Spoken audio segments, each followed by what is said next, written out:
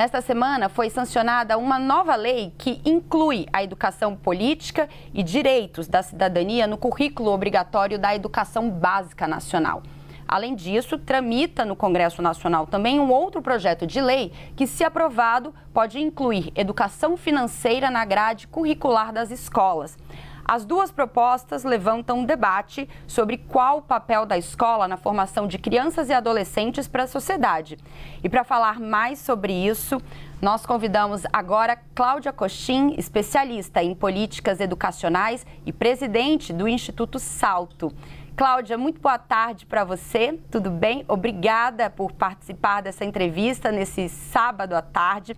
Eu queria começar lhe perguntando, então, qual é a importância de viabilizar temas que preparam os alunos para a vida adulta, pensando em relação ao pensamento crítico e o planejamento financeiro?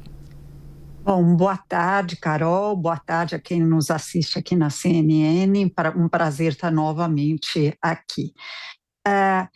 Esses dois temas são temas que já eram previstos na Base Nacional Comum Curricular, que é o nosso pré-currículo nacional, de onde se derivam os currículos estaduais, municipais e escolares. Mas dão mais clareza do que se quer fazer. A ideia de incluir educação política e direitos de cidadania é bem interessante, porque, como você bem colocou, isso implica em pensamento crítico. A gente não educa só para preparar para o mundo do trabalho, a gente educa para preparar para a vida. E saber viver em sociedade, entender que as pessoas têm direitos sociais, até direitos de aprendizagem, os tais direitos de cidadania, é muito importante, não só para exercer o voto no futuro, mas para que essas crianças e adolescentes entendam bem a sociedade em que estão inseridos. A Lei de Diretrizes e Bases já falava em educar as crianças para entenderem a realidade social brasileira.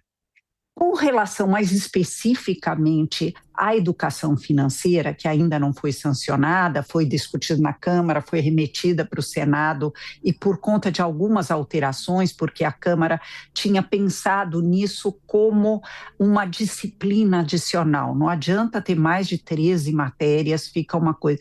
É um tema... o Senado corretamente estabeleceu, transversal, que deveria ser trabalhado junto com outras disciplinas. A educação financeira é muito importante, Carol, para lidar com temas como endividamento, né? Hoje nós temos tanta gente endividada, inclusive por conta de apostas, de excesso de apostas, para poder lidar com seguros, para poder lidar com a gestão das suas próprias finanças. E mais uma boa questão é que isso reforça a aprendizagem de matemática, que é uma área que nós no Brasil somos muito frágeis na educação escolar. Então, é positivo, são duas boas notícias, eu espero que isso avance bem. Falando um pouquinho sobre educação financeira, né? Você lembrou que essa proposta ainda está tramitando no Congresso Nacional, ainda pode ter aí um longo caminho pela frente, mas essa proposta prevê que temas sejam abordados em todos os anos do ensino fundamental. Então, a gente está falando de crianças a adolescentes. Qual que é a importância de abordar o ensino financeiro no projeto pedagógico, né, durante toda essa fase de formação dos jovens? Isso é uma medida a médio e longo prazo, Cláudia? Com certeza é a médio e longo prazo. Eu conheci uma escola que fez um trabalho fantástico, juntando história e matemática, ensinando para as crianças as diferentes moedas que o Brasil já teve, o que significou a a inflação exacerbada que nós tivemos num determinado período, por que a moeda foi trocada depois disso. Então, são ideias importantes para esses jovens que no futuro vão chefiar famílias ou vão entrar no mundo do trabalho e lidar com a vida adulta, sobre como cuidar das suas finanças e poder acompanhar a economia. Existe mesmo, Carol, um jornalzinho que foi feito para adolescentes chamado Tino, em que eles explicam as notícias que saem do jornal na parte econômica dos jornais, numa linguagem que um pré-adolescente e um adolescente possam entender. É muito importante a educação financeira, mas como corretamente estabeleceu o Senado, não deveria ser uma matéria adicional, e sim um tema transversal. No caso da educação política, que foi sancionada já pelo presidente Lula, alguns especialistas apontam que esse debate político sobre cidadania já são inseridos na Base Nacional Comum Curricular, né? O que essa nova medida, então, pode mudar na prática? Qual vai ser a diferença agora, já que, em tese, ela já deveria fazer parte dessa grade curricular? É bem lembrado isso, sim, a Base Nacional Comum Curricular já previa isso, e a LDB, a Lei de Diretrizes e Bases, que rege a nossa educação básica, também já tinha estipulado isso. Duas expressões diferentes aparecem nessa lei. A questão de educação política. É bom lembrar que durante o período militar, existia uma disciplina obrigatória que chamava Educação Moral e Cívica.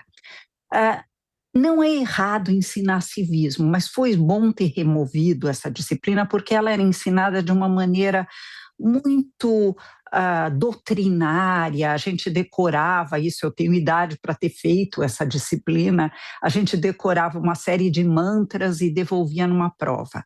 Aqui a abordagem é diferente, não é uma disciplina separada, e ela pode ser ensinada desde a educação infantil, e ela vai ser, como tema também transversal, como no caso da educação financeira, ela pode ser ensinada mostrando para as crianças pequenas como é que elas vivem em sociedade, que o direito à dignidade da vida deve ser garantido, desde quando a gente espera a nossa vez, né? Então, levantar a mãozinha, aprender que a gente espera a nossa vez, e de que isso em sociedade é importante.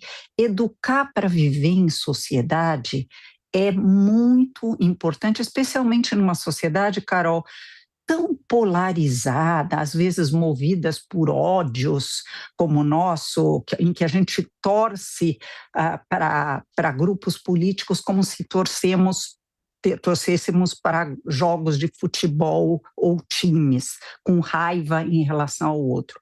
Aprender a comunicação não agressiva, não violenta, aprender a ouvir a opinião do outro, mesmo que seja diferente da nossa, e responder sem estereotipar o outro, são aprendizados importantes para a vida em sociedade.